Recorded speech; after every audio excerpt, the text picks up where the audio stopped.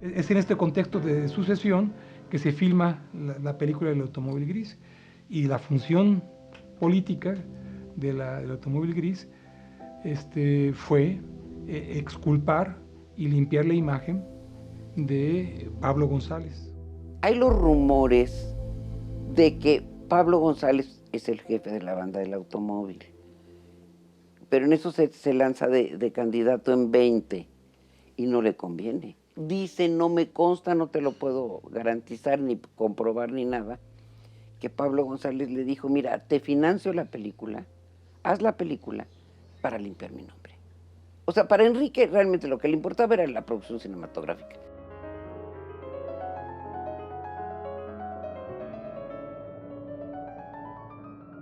Enrique Rosas, que ya había sido socio de Pablo González, es el realizador de la cinta. Recordemos que en primera instancia él había filmado el fusilamiento. Y seguramente si lo filmó fue por sus relaciones cercanas con el general Pablo González, y tuvo esta posibilidad.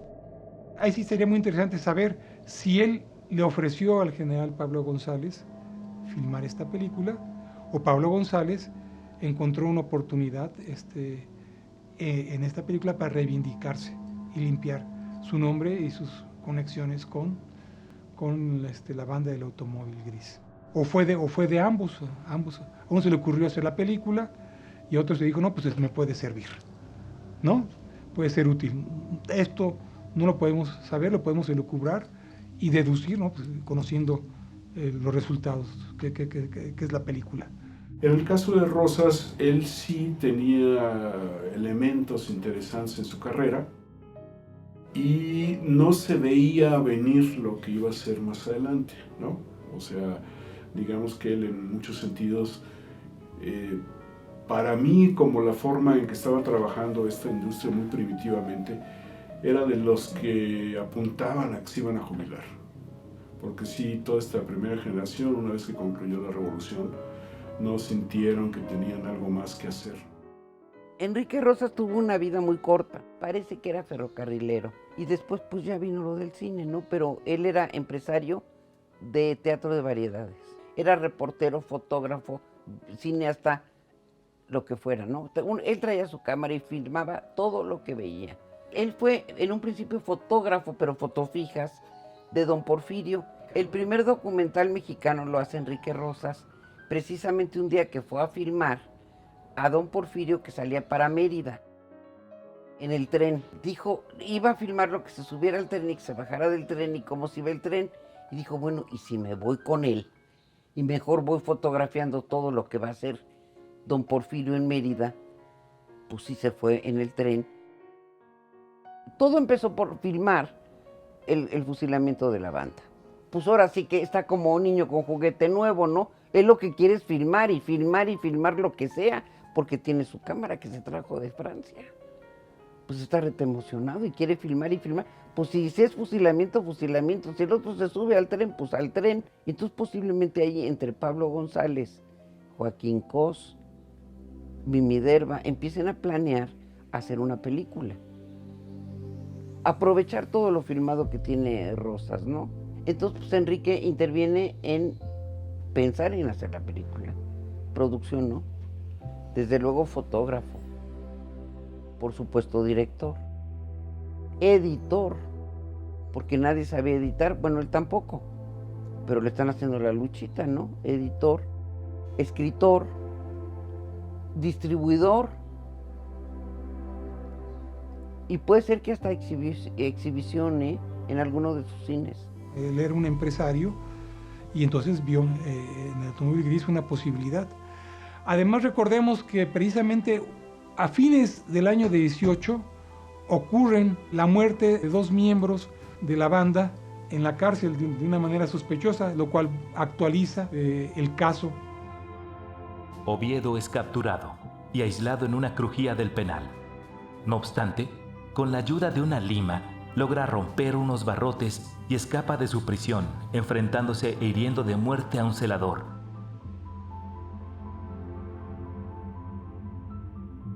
Días después es recapturado.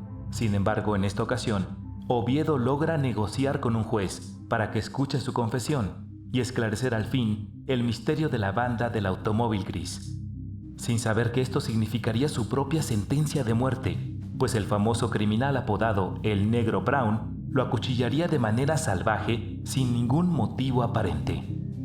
Años después, el Negro Brown confesaría en una carta dirigida a su esposa que había matado a Oviedo por una promesa de liberación que le había hecho Eloy Carranza, subdirector del penal. El Negro Brown moriría en prisión bajo circunstancias similares a las de Oviedo. Otra cuestión importante en este sentido sería también la posibilidad de reivindicar a los carrancistas. Recordemos que de los zapatistas, bueno, la gente tenía mucho temor, pero se sorprenden de la forma en que se comportaban en la Ciudad de México. Cuando uno ve los diarios de esa época, siempre que quieres echarle la culpa de cualquier delito a alguien, lo acusas primero de ser zapatista. Era inevitable. Y eso a partir de 1913. El que fuera, dice, el zapatista fulano de tal, era como un estigma. Por eso la carta que manda Zapata a Carranza era decirle, no, a mí no me venga con esas cosas, son de ustedes. No, ya era un lugar común acusar de zapatista a cualquier delincuente, al que fuera, cuando yo creo que muchas veces ni siquiera tenía nada que ver. Lo cual no quiere decir que dentro del zapatismo no hubiese habido delincuentes. Por supuesto que los hubo y eran castigados. Cuando eran atrapados eran castigados a fajazos o con pena de muerte. El verbo carranciar es sinónimo de robar, y de robar de una manera alevosa. Entonces también es una posibilidad de limpiar al carrancismo de toda esta lacra de ser rateros, ¿no?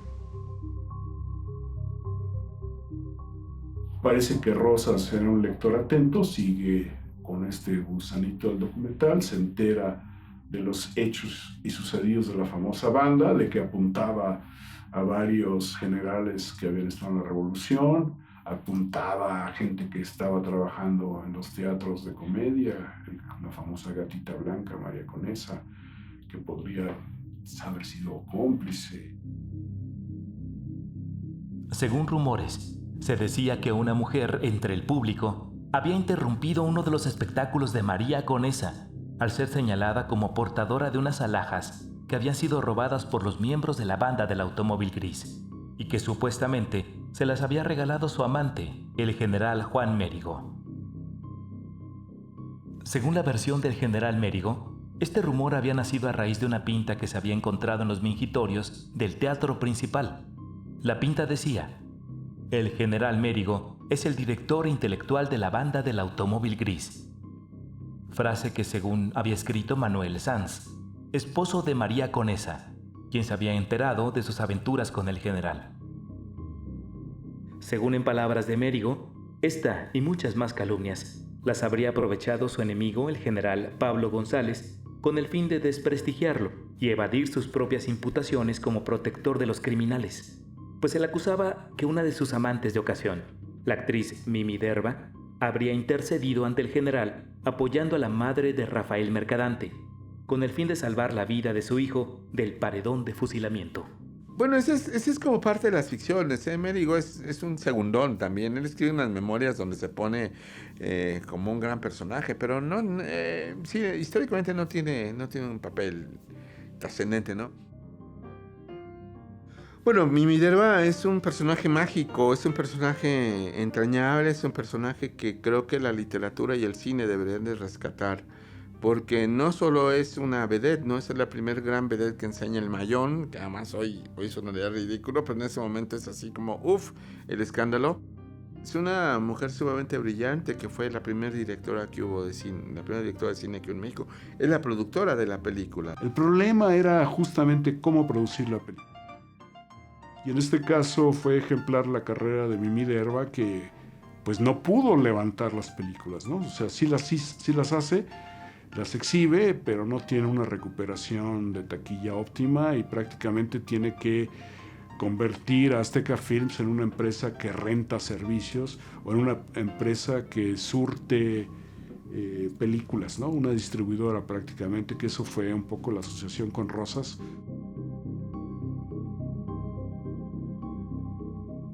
Cuando Enrique Rosas comienza a filmar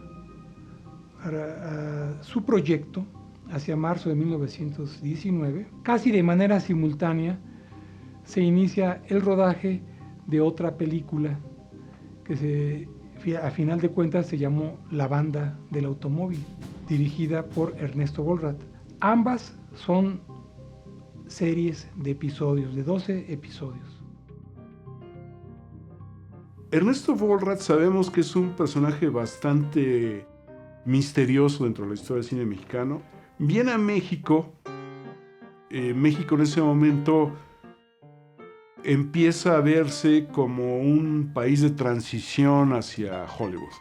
Para este momento, cuando llega Ernesto Bollrath, muy atento también a lo que sucede en la Ciudad de México. La Ciudad de México pues, era una ciudad muy impactante. Se asocia con Germán Camus, quien ya había tenido un enorme éxito con la producción de Santa en 1918. Ernesto Bollrath fue el director de cabecera de la empresa de Germán Camus y filma varias películas, de las cuales desafortunadamente solo se conservan fragmentos y fotos fijas y nada más, algún material periodístico. No existe ninguna película que se llame La Banda del Automóvil Gris. Hay una que se llama El Automóvil Gris y hay otra que se llama La Banda del Automóvil. Esta película, que competía directamente con El Automóvil Gris, generó la molestia de Rosas e incluso fue fruto de no fue fruto, sino que originó un conflicto judicial entre ambos empresarios. Y el juez, finalmente la justicia, se pronunció de una manera, podemos decir, salomónica. Prohibió que Germán Camus y su realizador Ernesto Bollrath usaran el adjetivo gris. Entonces, por eso la película se llama La Banda del Automóvil. Y en cambio la de Rosas no podía usar la banda. Eso sí era exclusivo de Rosas, el color. Entonces es el automóvil gris. Entonces esto quedó zanjado, así quedó. Las dos series parten de los hechos delincuenciales, pero en el caso de la Banda del Automóvil, en mi opinión, por lo que conozco de los testimonios periodísticos, no está relacionada directamente con el asunto del automóvil gris. Sí se trata de una banda de delincuentes, pero nada más hasta allí. Joaquín Cos y Juan Canals de Homs, que participan en el automóvil gris en lugares relevantes, también participan como actores en la Banda del Automóvil. Hasta donde yo conozco, esta película ya no existe. Lo único que quedan son precisamente stills.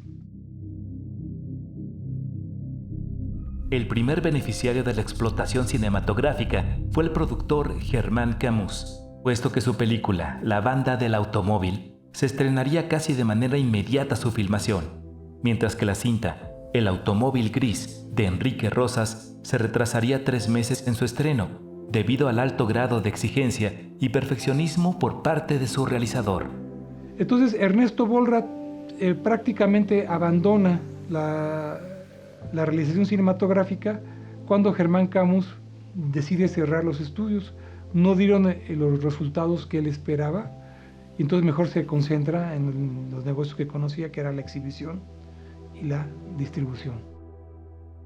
Ya después Ernesto Bollrath se concentra en la venta de equipo y material para dentistas, para odontólogos. De hecho, durante muchos años fue conocida la casa Bollrath en el centro de la ciudad por ese oficio. Tuvo un impulso para hacer 3 películas, hace todavía una más, se va a la quiebra y desaparece. que es un poco, yo creo que la suerte de muchos directores en los años 20 del cine mexicano.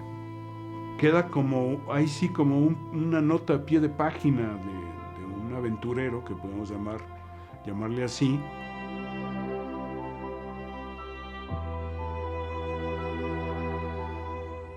Muere de flemón. ¿Qué es flemón? Nadie sabe.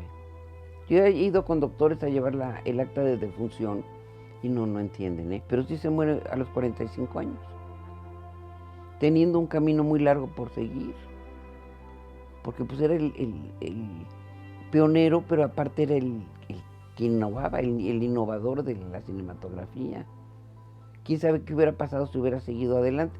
Seguramente hubiera competido con Fernando de Fuentes en las trilogías ya de sonido, se hubiera integrado al sonido, desde luego me imagino que sí. Por muchos años, la única cinta prácticamente del periodo mudo que trascendió la barrera del sonido fue El automóvil gris. Pero indudablemente tiene méritos cinematográficos extraordinarios de todo tipo. Además, es un documento, no solo un documento del tipo de cine que se hacía en esa época, sino un documento de la ciudad de México, de muchos aspectos de la vida cotidiana, ¿no? Se percibe inmediatamente cómo la gente es mantenida lejos, pero no sale de cuadro, aparece en pantalla. Aunque se hizo en 1919, todavía conserva los rasgos de 1915, de 1913, pues es fundamental porque reconocemos una ciudad, ¿no? Que ahora es una ciudad que ya no existe, pero en ese momento el espectador reconoce, mira la calle donde vivimos, mira la calle donde estuvo la casa de tus papás, mira la calle donde asaltaron, ¿no? Sí es cierto, ahí asaltaron. Entonces la gente salía y distribuía toda esta impresión de la película entre las demás personas con las que convivían, ¿no? Es una película muy realista, que era el término que se manejaba, una película llena de realidad. Las calles donde se filmaron las escenas son las calles donde sucedieron los hechos. Hay interiores, por supuesto, muchos de esos interiores se hicieron en los estudios que había en el centro de la ciudad, que son cuartos, salas, oficinas de policía, algo muy sencillo. Precisamente revisando la película, uno ve que Rosas intenta darle variedad pues, a estos hechos vulgares, ¿no? De llegar y asaltar una casa. Pues, todos son más o menos del mismo modus operandi, ¿no? Incluso es un documento de cómo se filmaba, del estilo notable que logra Rosas en todos los recursos del lenguaje que le podía brindar en aquella época el cine, ¿no? El uso de la mirilla, de los medios planos, del primer plano, de la pantalla incluso dividida que aparece en algunas secuencias. Eso es verdaderamente extraordinaria. La eficacia narrativa, que yo creo que se aproxima mucho a la eficacia narrativa del cine norteamericano. Y aunque no se prodiga en movimientos de cámara, es muy interesante el movimiento al interior del cuadro.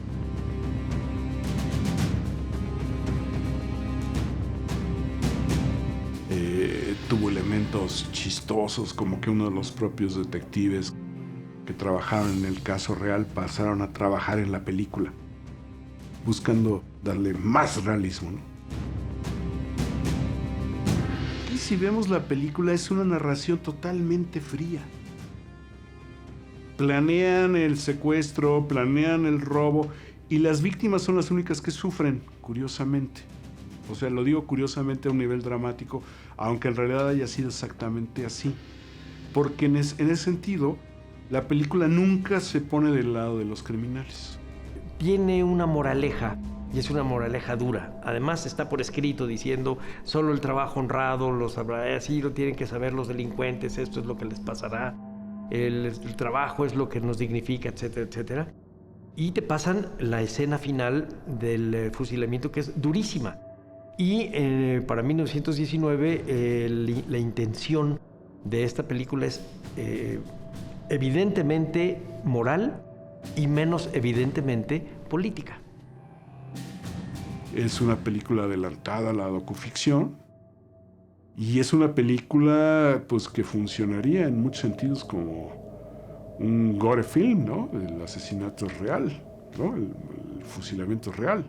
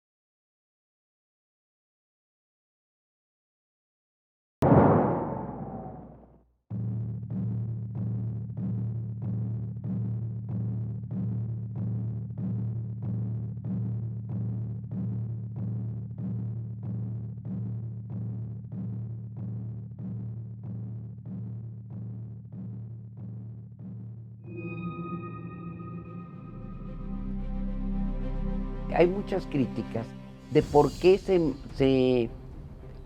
mutiló la película y por qué se le puso sonido, que es un pecado mortal haber hecho eso. Pero hay que entender que venían como de 30 años de cine silente y ya estaban hartos de lo silente cuando aparece el sonido. Entonces todos querían sonido, Entonces pues vamos a ponerle sonido al automóvil, ya estamos hartos del automóvil silente. Yo creo que en ese momento la reedición, que es una peluqueada bastante salvaje de lo que fue la versión original, para que quedara casi en 2 horas la película, con esta post-sincronización, nuevas voces, el estilo de los años 30, que sí se ve muy metido a chaleco, ¿no? La película está filmada en el código de los años 10. Meterle este sonido de los años 30, este doblaje sobreimpuesto, ¿no? Luego ya después, en 1937, se vuelve a sonorizar. Se le pone una partitura del maestro Ernesto Mangas y se dobla, se dialoga, ¿no? Para tratar de que se pueda explotar como una película sonora más. Y además haciendo referencia a los éxitos anteriores. Entonces, esta es la versión que conocemos. Probablemente la versión de 33 está perdida. Sería muy interesante poder recuperarla, a ver cómo fue sonorizada. Hasta ahorita que yo sepa, está perdida. La de 37 es la que se vio por muchísimo tiempo. Además, es la que conocimos prácticamente todos.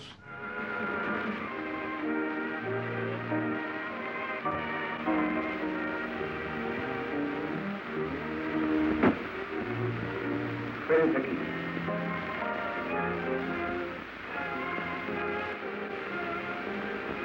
Mucho cuidado, muchachos.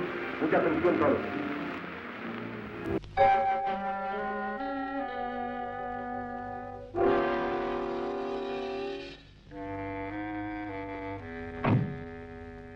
Esperen aquí. ¡Hey! Pss, no hay peligro. Mucho cuidado, muchachos. Mucha atención todos. Ven. Y luego, en el año 2010, si no me equivoco, en el año 2010, la Filmoteca de UNAM hizo una versión digital que tiene básicamente la misma imagen, es un poquitito más breve, pero tiene un doblaje que se le hizo en los años 50, no sabemos en qué fecha. Entonces el resultado es que se pierde desafortunadamente la partitura creada para la versión del año 37 y se le pone pues música convencional que encuentran por ahí. Entre ellas, yo identifiqué una de las partituras que se usan que es de Víctimas del Pecado, de la película Víctimas del Pecado. La otra que luego se escucha, francamente yo no la pude identificar. En 2013 se hace la tercera versión del automóvil, que es volverla a hacer silente. Se tardaron 5 años en hacerla y fue un trabajo de veras de romanos hacerla.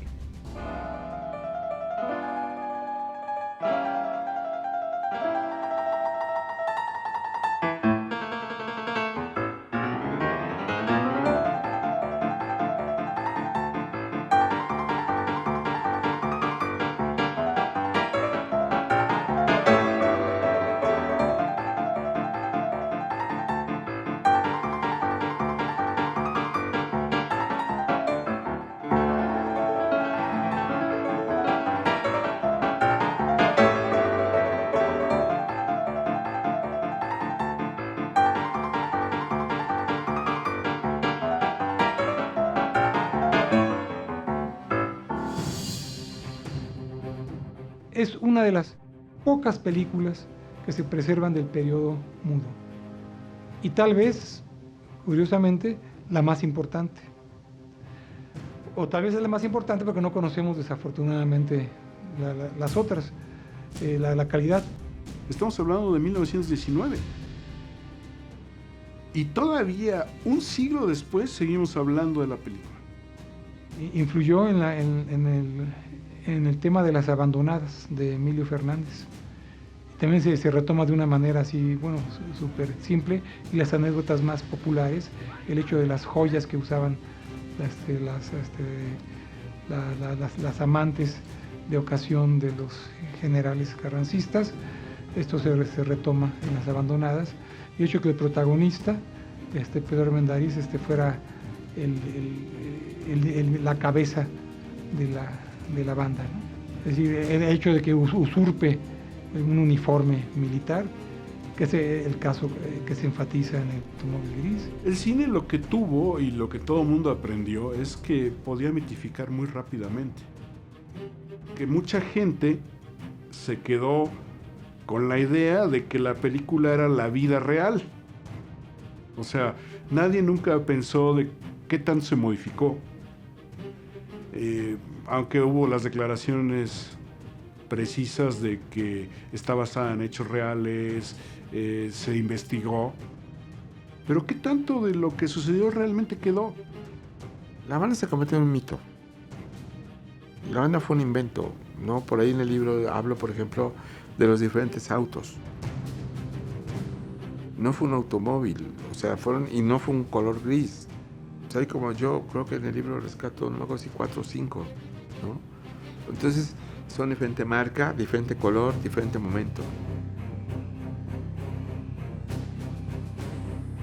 Los mismos delincuentes. Yo creo que si en todo caso hubo una banda, o hubo muchas. Ahora, que pudiera haber más, cuando tuviera un modus operandi similar, así que no nomás fuera la única, es más que a lo mejor algunos de estos miembros formaran parte de bandas diferentes o de grupos, pero no sería difícil. Lo único que queda es la película, ¿no? El cine como una forma de vida y como una forma de reconstrucción de la historia. Creo que eso es lo más importante, que es como el cine es quien mantiene vivo este mito, ¿no? Pero es una versión de la verdad. Ahora, es una versión muy completa. Es una versión muy objetiva. Díganos, cuéntenos, ¿cómo estuvo? Pues vamos a ver la televisión. Y no podemos decir que sea la verdad de la historia, por supuesto que no. Pero es una versión muy cercana a esa historia. Por ejemplo, hoy día vemos con los narcos, ¿no? Entonces de repente son fulanos, son sutanos, son... ¿Serán verdad? ¿Serán este? ¿Será este otro? ¿Será cuál es el verdadero? Pues no lo sabes, porque las verdades son muchas y los grupos son muchos. La manera más fácil de decir todo es la banda de automóviles, ¿no?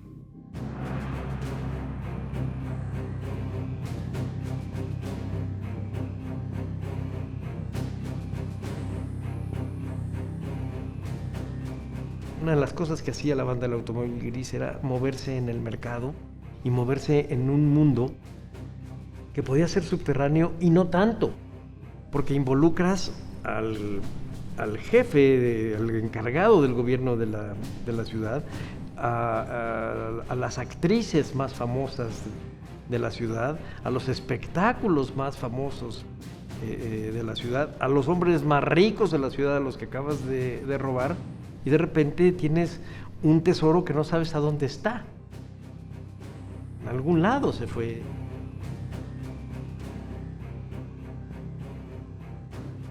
Y era un camino que podía seguirse porque tenían una policía política muy sagaz. O sea, difícilmente no sabían a dónde estaban las cosas. Pero lo dejabas seguir porque la política y el delito pueden en un momento dado tener un cruce de caminos que beneficie a algunos. Cuenta la leyenda que Higinio Granda habría sido expulsado del país y, habiendo cobrado el dinero que le había guardado su amigo, el estafador Selim Khalifat, se casaría en España con su eterna amante, Ángela Agiz, con quien tendría una hija, y años después regresaría a México ya convertido en anciano. A Higinio no lo mataría una bala o alguna venganza. Sería la tifoidea quien le arrancaría la vida de viejo. Es posible que quizás haya dedicado una tarde con su familia para ir al cine y ver una película sobre una banda de criminales que hicieron una leyenda.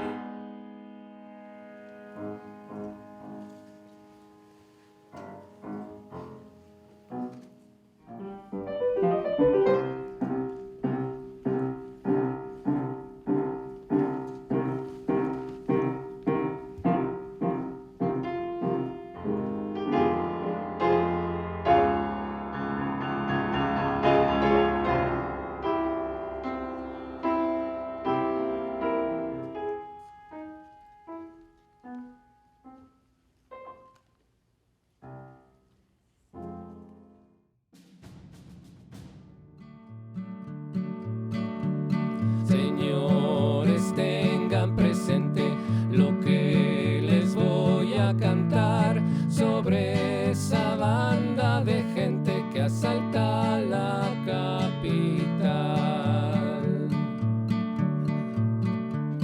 ¿Será que el diablo la ayuda a tanta mala acción o los mismos generales de la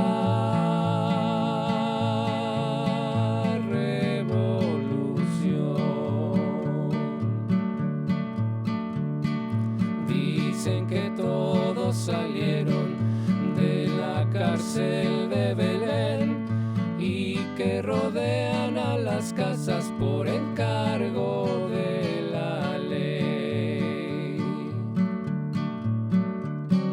Y andan esos rateros en un automóvil gris robando tanto dinero y joyas.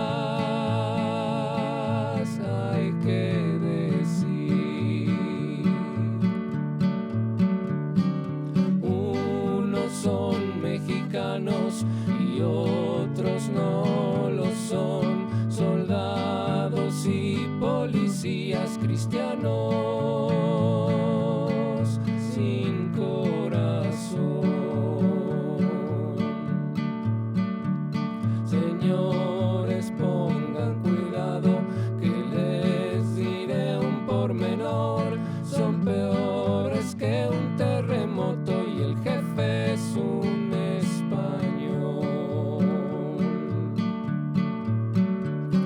con órdenes de cateo, saqué